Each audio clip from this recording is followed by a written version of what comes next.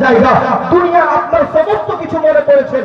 আরে মনে রাখবেন, ইয়াদ রাখো, দুনিয়া যেদিন আপনাকে লাথি মেরে ওই 3.5 হাত কবর নামক জায়গাতে আপনাকে ফেলে চলে আসবে, তখন আপনি কবরের মধ্যে গিয়ে মনে মনে ভাববেন যে দুনিয়ার সঙ্গে আমি প্রেম করেছিলাম, দুনিয়ার সঙ্গে আমি মোহাব্বত করেছিলাম, দুনিয়াকে আমি ভালোবেসেছিলাম। দুনিয়া থাকার জায়গা না, মনে হয় আমি ধোকার মধ্যে ছিলাম। তখন আপনার আত্মাটা কেঁদে উঠবে, তখন আপনার রূহটা চিৎকার মেরে উঠবে আর বলবে, খালিকে কায়নাত পরওয়ারদিগারে আলম মওলা গো, আমি তোমাকে ভুলেছিলাম, আমি তোমার ইবাদতকে ছেড়েছিলাম, আমি তোমার বান্দাগিটাকে ভুলেছিলাম। মাওলা, তুমি আমাকে একবার মৌকা দিয়ে দাও, তুমি আমাকে একবার সুযোগ দিয়ে দাও, তুমি আমাকে একবার মৌকা দিয়ে দাও। খালিকে কায়নাত একবার যদি আমি মৌকা পেয়ে নিই, আমার আত্মাটা আমার বডির মধ্যে যদি চলে আসে, আবার আমি দুনিয়াতে যাব, আবার আমি জিন্দেগি পাবো। খালিকে কায়নাত এবার দুনিয়ার মধ্যে গিয়ে আমি তোমার বান্দাগি করব। মাওলা 5 ওয়াক্তের নামাজ আদায় করব, রমজানুল মুবারকের মাসে মানে কি 30টা রোজা রাখবো। মাওলা, আমি যদি পয়সাওয়ালা হয় আমি হজ করব, যাকাত প্রদান করব। মাওলা, এতিমের সাহায্য করব, বেবা নারীর সাহায্য করব। খালিকে কায়নাত সহ্য করতে পারি না। মাওলা, তোমার এই কবরের সাপের দংশন আর আমি সহ্য করতে পারছি। গুনাহগার বান্দা, যে ব্যক্তি দুনিয়ার সঙ্গে মোহাব্বত করেছে, যে ব্যক্তি দুনিয়ার সঙ্গে নিজের অন্তরটাকে লাগিয়ে নিয়েছে, দুনিয়ার সঙ্গে নিজের অন্তরটাকে লাগাবার পরে দুনিয়াকে সবকিছু মনে করেছে, সেই ব্যক্তি বলবে, আল্লাহ একবার আমাকে সুযোগ দাও, আল্লাহ একবার আমাকে সুযোগ দাও, মালিক মাওলা একবার আমাকে সুযোগ দাও।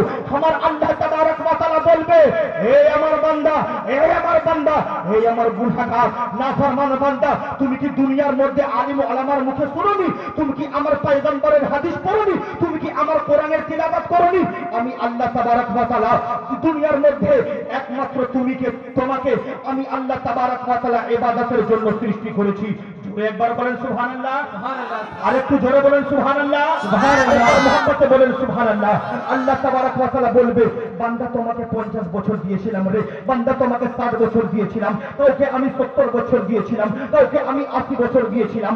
বান্দা, তুমি 80 বছরের মধ্যে 80 বছর বেনামাজি থাকলে, 60-এর মধ্যে 60 বছর তুমি বেনামাজি থাকলে, এখন তুমি আমার কাছে ক্ষমা চাইছো।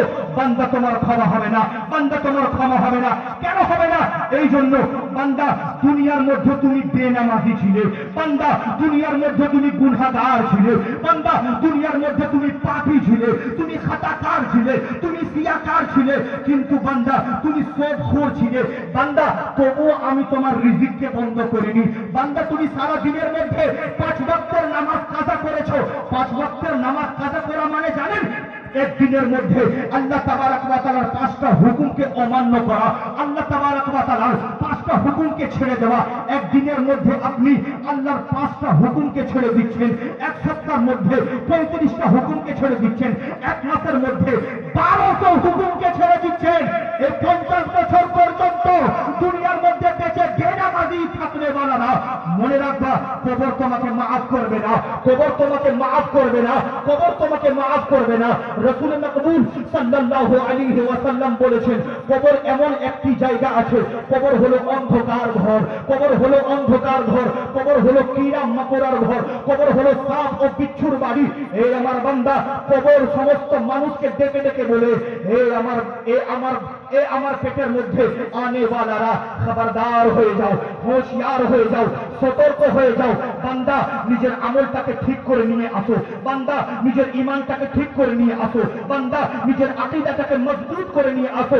না হলে আমি তোমাকে দেখবো না তুমি মাওলানা আছো, আমি তোমাকে দেখবো না তুমি গ্রামের মেম্বার আছো, আরে আমি তোমাকে দেখবো না তুমি গ্রামের চৌধুরী আছো, তুমি মাস্টার আছো, তুমি প্রফেসর আছো, তুমি যে কিছু হোক না কেন, আমি তোমার কোনো ডিগ্রি দেখবো না।